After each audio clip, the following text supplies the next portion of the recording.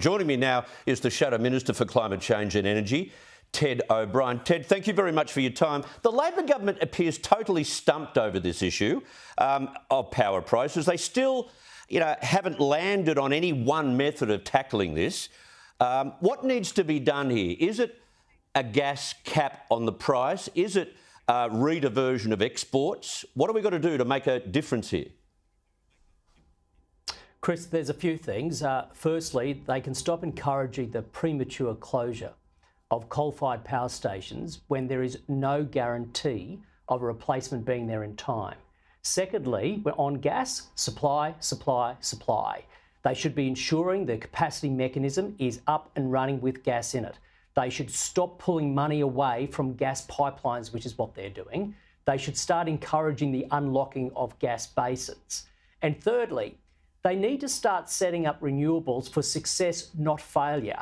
At the moment, they are putting pressure on renewables that defies engineering and economics. I mean, the notion that we're going to have 22,000 solar panels every single day, which is what Chris Bowen wants, 40 new wind turbines every single month. Impossible. Plus 28,000 kilometres of transmission lines. It's just not going to happen. No. And if it does happen, we're not talking about decarbonisation. We're talking about decapitating the Australian economy. They botched it and they now need to fix it.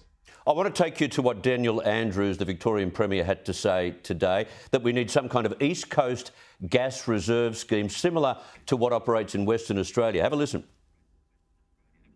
No, we don't have him. So what he's saying is let's do what they've done in Western Australia and hold back on the amount that we export. Now, that won't go down very well. We've got to wait also for contracts to expire, but it can be done, can't it? Oh, look, there's a lot of options that the government should be looking at. But if indeed what Dan Andrews was saying, that there should be a gas reservation scheme, I'm sorry, that goes to the rank hypocrisy of Victorian Labor. On one hand, they are saying, let's phase gas out. And on the other hand, they are saying, let's have a reservation scheme to keep gas in. Yeah. I mean, what is it that they actually want? Look, I understand why people are calling for a gas reservation scheme. I get it. It's something the coalition never had to really contemplate because we were able to keep prices down, keep gas flowing.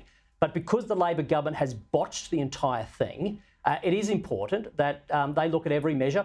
If they come forward to the coalition with a gas reservation scheme, we'll do what we always do.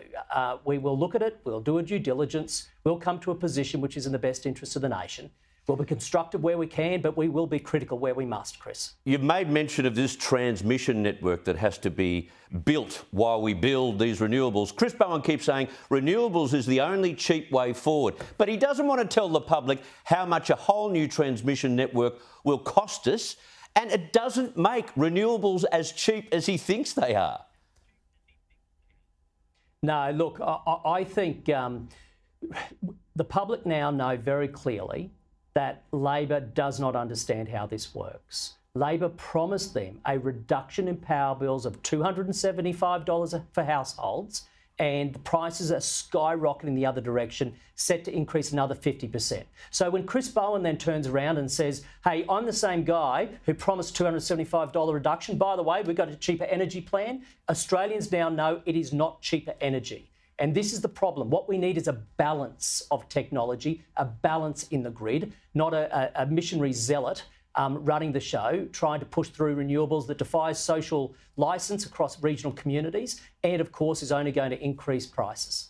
I watched you deliver a very effective and impactful speech on this topic in the House this week. They have so demonised coal and gas, coal in particular, that all the assets that exist now and are keeping our baseload power functioning and distributing, they're in ruin, Ted. They haven't been refurbished because the indication to the market has been, we're going to shut you down anyway. And so we are heading for a cliff here, are we not? In that, it's all about renewables. They won't be able to build that many renewables. And as you said in that speech this week, we are heading for a cliff in supply.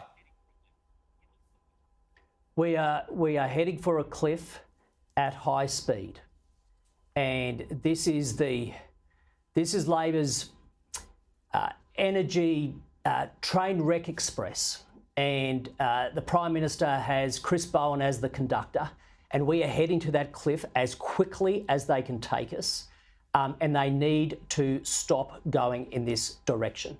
Now, prices are going up. They need to act. They've known about this for 5 months, and suddenly it took the budget papers for it to be revealed where they have to say, oh, now we need to do something. The best they can pull off is a meeting with other politicians and a conclusion after that meeting saying, we need to talk about it more. I mean, seriously, this is 5 months. But over the longer term, we are heading towards that cliff, and they need to reverse their actions.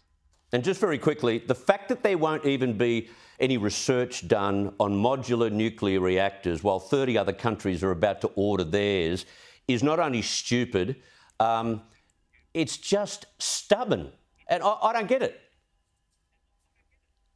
No, nor do I. And all we are asking for, all Peter Dutton has asked for, is a mature national conversation about this. In the midst of an energy crisis, and this government is making it even worse, he's not even prepared to have a conversation, Anthony Albanese, on small modular reactors. Have that conversation. 32 countries right now have reactors, and they're adopting more. Over 50 other countries are currently in the process of assessing or constructing nuclear power for the first time. Yet Australia has it made illegal, and we have a Prime Minister and a Labor Party that's not even prepared to have a conversation about it. Over time, I think people are going to wake up to this and say, just stop being ideological. Let's have a balanced conversation and a mature conversation, including the most well-rounded industrial scale zero-emission technology in the world, which is nuclear. Spot on. Ted O'Brien, great to have you on the program. Thank you for that. Thank you, Chris. All the best.